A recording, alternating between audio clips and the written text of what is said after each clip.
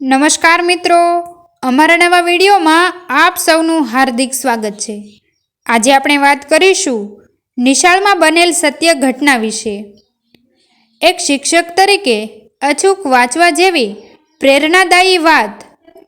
નિશાળમાં 5મા ધોરણનો વર્ગ ચાલુ થવાનો હતો। બાળકોને નવા શિક્ષિકા બહેન માટે ઇંતેજારી હતી। બાળકો અને શિક્ષિકા બહેન બંને એકબીજા માટે નવા હતા। બેલ પડ્યો। એક સુંદર બહેને વર્ગમાં પ્રવેશ કર્યો। એનું નામ મિસિસ થોમ્સન। અભિવાદન થયું। સૌએ એકબીજાનો પરિચય આપ્યો। દરેક છોકરાના અવાજમાં ઉત્સાહ હતો, પણ ત્રીજી હરોળમાં બેઠેલો એક છોકરો કંઈ પણ બોલ્યા ચાલ્યા વિના બેઠો રહ્યો। લઘર-વઘર વેશ અને કેટલાય દિવસથી જાણે નાહ્યો ન હોય, કદાચ ગંધાતો પણ હોય। એવા છોકરાને જોઈને ટીચરને સૂગ ચડી ગઈ। એમણે એનું નામ જાણી લીધું, ટેડ। એના મનમાં ટેડ પ્રત્યે તિરસ્કાર ભરાઈ ગયો હતો। ક્લાસમાં ટેડ મશ્કરીનું પાત્ર બની ગયો હતો। ટીચર પણ એને ઉતારી પાડવાનો એક પણ મોકો ચૂકતા નહીં। શરૂઆતમાં તો એ ટેડની પેપર તપાસતા ખરા, પણ એકાદ બે વખત ટેડને 0 માર્ક્સ આવ્યા પછી એમણે ટેડના પેપર પર પહેલા માટે મોટું લાલ મીંડું મૂકવાનું શરૂ કરી દીધું। નાપાસની નિશાની કર્યા પછી જ પેપર જોતા ટેડના અક્ષરો પણ એટલા ગડબડિયા હતા કે ભાગ્યે જ કોઈ ઉકેલી શકે। વારંવાર નાપાસ થવા છતાં ટેડ જાણે કંઈ જ બન્યું ન હોય એમ વર્તતો, નીચું જોઈને બેસી રહેતો। આખો ક્લાસ અને ટીચર એની મજાક કરતા હોય ત્યારે એ પગના અંગૂઠાથી જમીન ખોતરતો રહેતો। નિશાળના કાયદા પ્રમાણે દરેક વર્ગ શિક્ષકે પોતાના દરેક વિદ્યાર્થીનો આગલા દરેક વર્ષનો રેકોર્ડ વાંચી જવો ફરજિયાત હતો। એક વખત પ્રિન્સિપાલે મિસ થોમ્સનને આ અંગે પૂછ્યું તો એમણે કહ્યું કે ટેડ સિવાય એમણે બધા વિદ્યાર્થીનો રેકોર્ડ વાંચ્યો છે। પ્રિન્સિપાલે ટેડનો રેકોર્ડ પણ જલ્દીથી વાંચી જવાની તાકદીર કરી। આખરે એક રવિવારે એમણે ટેડનો રેકોર્ડ હાથમાં લીધો। ટેડના પહેલા ધોરણના વર્ગ શિક્ષકે લખ્યું હતું કે ટેડ એક ખૂબ જ હસમુખો અને હોશિયાર છોકરો છે। એના અક્ષર મોતીના દાણા જેવા છે। આટલો ઉત્સાહી અને જીવંત છોકરો વર્ગમાં બીજો એકેય નથી। એ કદાચ ભવિષ્યનો સિતારો છે।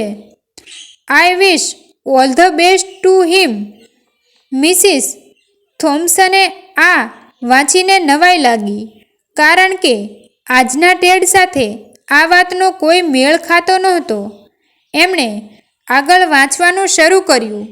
બીજા ધોરણના શિક્ષકે નોંધ કરી હતી કે ટેડ અત્યંત હોશિયાર અને ચપળ છોકરો છે। દરેક વિદ્યાર્થીનો એ માનીતો છે, પણ પાછલા થોડાક દિવસથી એ બેધ્યાન બની ગયો છે। એનું કારણ એની માતાને છેલ્લા તબક્કાનું કેન્સર છે। એ જોઈ શકે। સાંભળવામાં આવ્યા મુજબ એના પિતા દારૂડિયા છે। એના ઘરની ખરાબ પરિસ્થિતિની એના પર અસર થઈ રહી છે। આ વાંચ્યા પછી મિસિસ થોમ્સને આઘાત લાગ્યો। ત્રીજા વર્ગ શિક્ષકની નોંધ હતી, માતાના મૃત્યુથી ટેડ ભાંગી પડ્યો છે। આટલો નાનો બાળક હંમેશા ઉદાસ બેઠો રહે છે। ક્યારેક એકલો એકલો કંઈ બબડતો હોય છે, ક્યારેક એની આંખમાં આંસુ ભરેલા હોય છે। એ કંઈ જ બોલતો નથી, કોઈ સાથે એ હવે વાત પણ કરતો નથી। ભણવાના પૂરા પ્રયત્ન છતાં એ ભણવામાં ધ્યાન આપી શકતો નથી। જો કોઈ યોગ્ય પગલાં નહીં લેવાય તો એવું બને કે એના કુમળા માનસને આ આઘાતમાંથી પાછું નહીં વાળી શકાય। આવા પીડાતા બાળક માટે પોતાનું વર્તન કેવું ખરાબ રહ્યું હતું। મિસિસ થોમ્સને પોતાની જાત માટે શરમ આવવા લાગી હતી। ચોથા ધોરણના શિક્ષકે લખ્યું હતું કે ટેડ કોઈ પણ બાબતમાં રસ નથી લેતો. તેનું જીવનત્વ જાણે સાવ હણાઈ ગયું છે. સાંભળવા મુજબ એના પિતા હવે ઘરે નથી આવતા અને બીજી કોઈ સ્ત્રી સાથે રહે છે. ઘરની દાદી જોડે રહેતો ટેડ રાત્રે મોડે સુધી દાદીને મદદ કરવાને કારણે ક્લાસમાં ક્યારેક ઊંઘી જાય છે.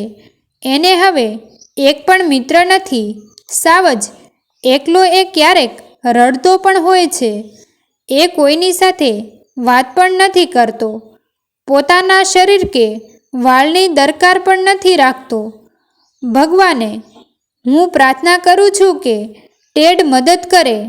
બસ આટલું વાંચતાં જ મિસિસ થોમ્સન સોધાર આંસુએ રડી પડ્યા. પહેલાં તો એમને પોતાની જાત માટે શરમ આવેલી, પણ છેલ્લી નોંધ વાંચ્યા પછી તો એમને પોતાની જાત પર તિરસ્કાર છૂટ્યો. એક નાનકડા નિર્દોષ જીવને પોતે અજાણતા કેવી ઈજા પહોંચાડી હતી. ટેડ મેલો ઘેલો હતો, લગરવગર હતો અને ગંધાતો હતો. એ પોતે જોયું, પણ એ શું કામ એવો હતો એ જાણવાની આ 6 મહિનામાં કદી દરકાર ન કરી. એ ભણવામાં 0 માર્ક્સ લાવતો હતો. એ પોતે પેલા લાલ મોટા મીંડાથી સાબિત કર્યું હતું, પણ એ છોકરો શું કામ નાપાસ થતો હતો એ જાણવાની ક્યારેય ઈચ્છા પણ નહોતી કરી. શું પોતે એક સાચા શિક્ષકને શોભે એવું કામ કર્યું હતું ખરું? જરાય નહીં. ઉલટાનું પોતે તો સાવ વખોડવાલાયક કામ જ કર્યું હતું. રવિવારનો બાકીનો દિવસ એના આંસુ બંધ ન થયા. બીજા દિવસનો સોમવાર નાતાલની રજા અગાઉનો છેલ્લો દિવસ હતો. એ દિવસે બધા બાળકો શિક્ષક માટે નાતાલની ભેટ લાવે એવો રિવાજ હતો. 5મા ધોરણના બાળકો પણ પોતાના શિક્ષકને ભેટ આપવા થનગની રહ્યા હતા. બેલ વાગ્યો અને હળવા પગલે મિસિસ થોમ્સન ક્લાસમાં દાખલ થયા. આ 6 મહિનામાં પહેલીવાર એમણે ટેડ સામે જોઈ સ્મિત કર્યું, પણ ટેડ તો સ્થિતપ્રજ્ઞની જેમ કોઈ હાવભાવ વગર બેઠો રહ્યો. બધા બાળકો એક પછી એક આવીને મેરી ક્રિસમસ મિસિસ થોમ્સન કહેતા પોતાના હાથમાંથી રંગીન કાગળમાં વીંટાળેલા બોક્સ મિસિસ થોમ્સનને આપતા હતા. ટેડ માથું ઝુકાવીને બેઠો હતો. છેલ્લે ટેડ ઊભો થયો. એના હાથમાં કરિયાણાની દુકાનેથી આવેલી કથ્થાઈ કાગળની કોથળી હતી. ટેડે ડૂચાની જેમ એ કોથળીને પોતાના હાથમાં પકડી હતી. થોડુંક ચાલ્યા પછી એ મૂંઝાયો. બધા છોકરાઓએ એના હાથમાંથી ગંદી કોથળી જોઈને હસતા એની મશ્કરી કરવા લાગ્યા. બંને હાથ વડે કોથળીને સજ્જડ પકડીને ટેડ મિસિસ થોમ્સન પાસે પહોંચ્યો. નીચું જોઈને ખચકાતા ખચકાતા એમણે હાથ લંબાવ્યો. મારા વહાલા દીકરા, આ ભેટ આપવા બદલ તારો ખૂબ ખૂબ આભાર, કહેતા મિસિસ થોમ્સને એના માથા પર પહેલીવાર સાચા દિલથી હાથ ફેરવ્યો. ટેડે પોતાની માતાના મૃત્યુ પછી કદાચ પહેલીવાર આવો પ્રેમાળ સ્પર્શ અનુભવ્યો હશે. એમણે મિસિસ થોમ્સનની આંખોમાં જોયું. એમાં પસ્તાવાના આંસુની ભીનાશ ઉભરી આવી હતી.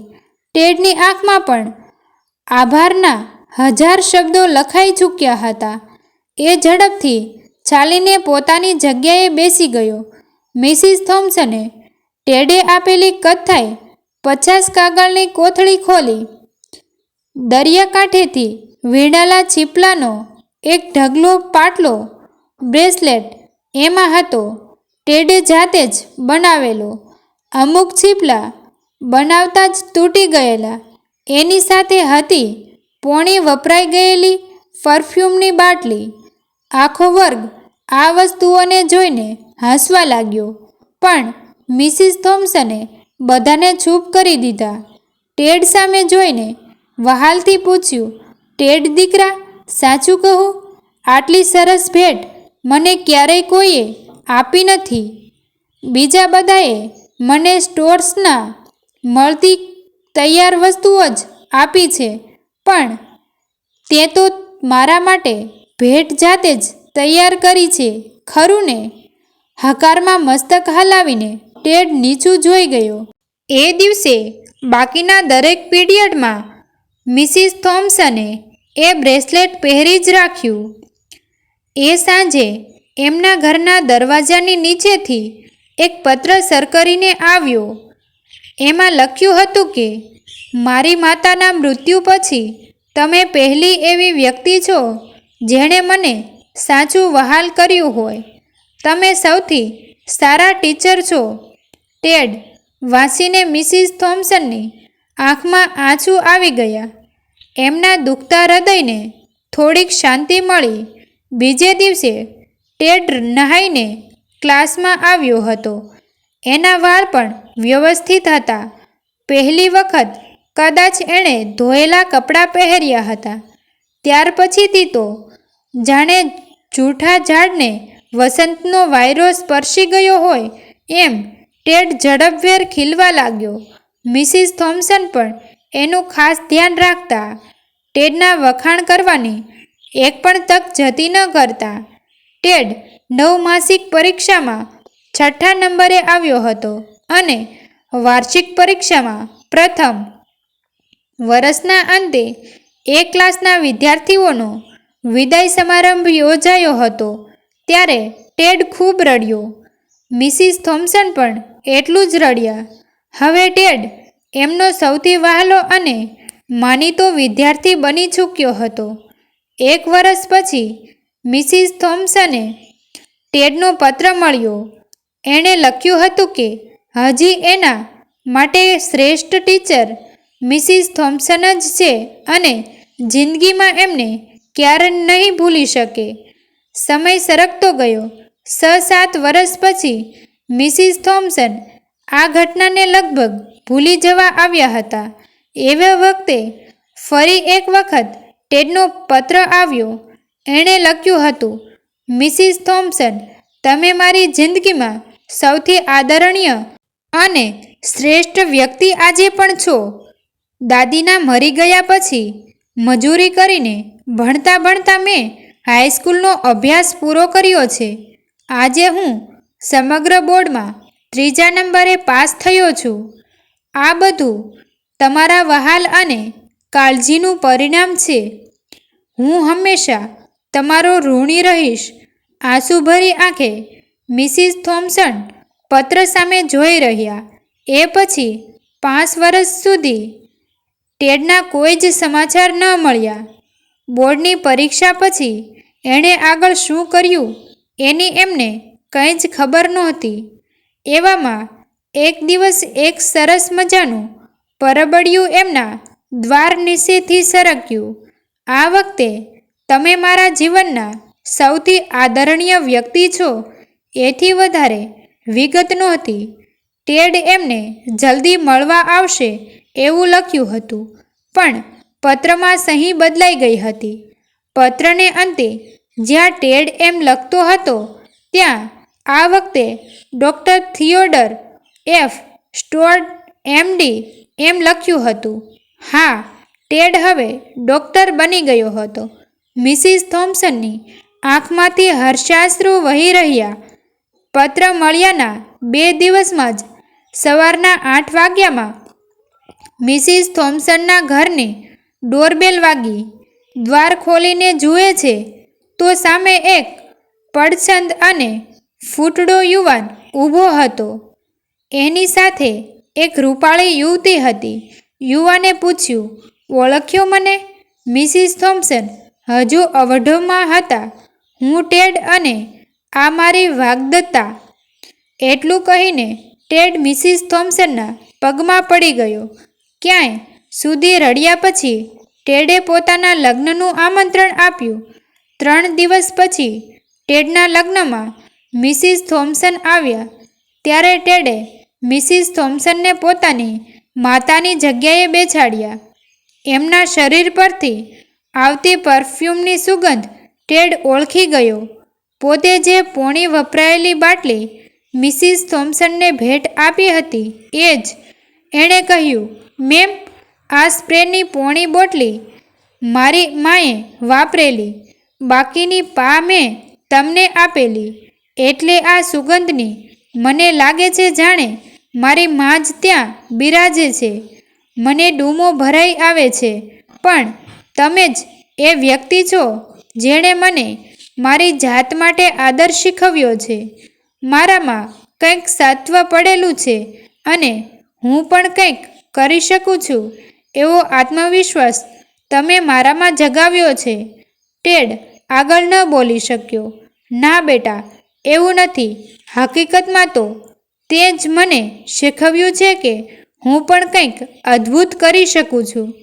તું મળ્યો એ પહેલાં હું નિશાળની એક પગારદાર શિક્ષિકા માત્ર હતી.